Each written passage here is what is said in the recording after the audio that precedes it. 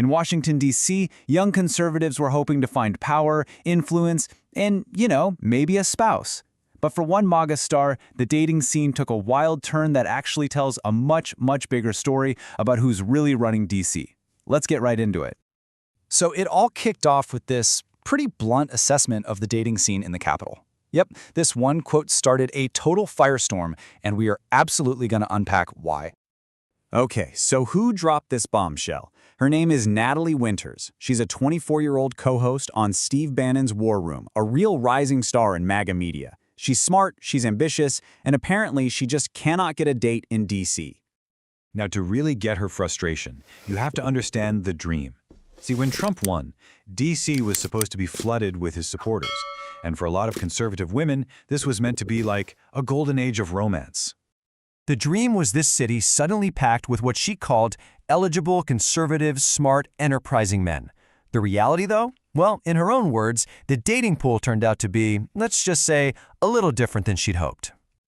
And this really gets to the core of what she's looking for, right? She wants this traditional dynamic. The problem, as she sees it, is that her own high-powered career is pushing her into this girl boss role she doesn't actually want. The specific kind of guy she's searching for, apparently they're nowhere to be found. But wait a minute, is this story really about a shortage of straight, conservative guys? Or is there something totally different happening in DC's power structure?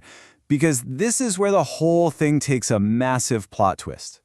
So it turns out, while Natalie Winters was out there looking for a husband, a super powerful group of gay men were busy snagging some of DC's biggest jobs. They've been nicknamed the A-gays, and honestly, they are the ultimate plot twist in this entire story. The New York Times even did a whole piece on this, defining the A-gays as this really influential group of openly gay men who've landed top-tier jobs right inside Trump's circle. And look, this isn't some fringe group. We're talking about people central to the new power structure. And these are not minor roles, okay? We are talking about Scott Bessent as Treasury Secretary. That's the highest-ranking LGBTQ official in U.S. history, plus the president's own pollster and key officials at the state and energy departments. These guys have some serious influence. And you've got to love this quote from Charles Moran, one of those high-ranking officials. It's just so confident, so bold. It perfectly captures how this group sees their own influence. They're everywhere. All right, so the stories are pretty powerful, but what do the actual numbers tell us? Let's take a quick look at the data. Okay, so according to Pew Research, 16% of LGBTQ+ adults identify as Republican or lean that way. Now, it's definitely a minority, for sure, but it is not an insignificant number. And this chart really puts that 16% into perspective. You can see it's way smaller than the 80% who identify as Democrats. But, and this is key, in a place like Washington, D.C., where all the power is concentrated, that 16% can have a huge, very visible impact, as Natalie Winters definitely found out. So what's the big takeaway here? I mean, we've got a story that starts with one person's dating problems, but somehow ends up revealing this massive political shift happening inside the conservative movement. It's wild. Which leaves us with this one final question.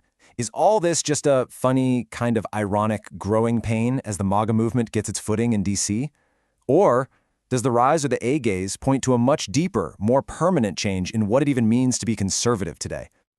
I really want to know what you think about this. Is this a real political evolution, or is it just another classic only in D.C. story? Let me know what you think in the comments below. And that is it for this one. If you want more stories that break down the crazy trends shaping our world, you know what to do. Smash that like button and subscribe. We'll see you in the next one.